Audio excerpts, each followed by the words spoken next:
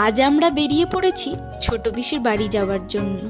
আর তোমরা জানো এটা আমার আর আমার বরের ফার্স্ট ট্রেন জার্নি। তো আমার তো ভীষণই ভালো লাগছে। এরপর বেরিয়ে যাবার পর ভাবছি ছোট পিসির বাড়িতে কি নিয়ে যাওয়া যায়।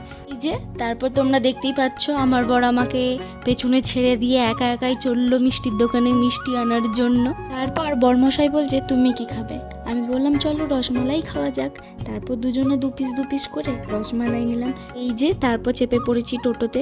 আর কি বলবো তোমাদেরকে, এত পরিমাণ গরম, আমি একটা ছোট হাত পাখাও সাথে করে নিয়ে গেছি হাওয়া খাওয়ার জন্য। আমরা কিন্তু ছোট পিসির বাড়ির একদম কাছেই চলে এসেছি। তারপর আমার বরের মনে পড়ছে একটু এটিএমে দাঁড়ানো দরকার, সেই কারণে একটু এটিএমে দাঁড়িয়ে পড়লাম।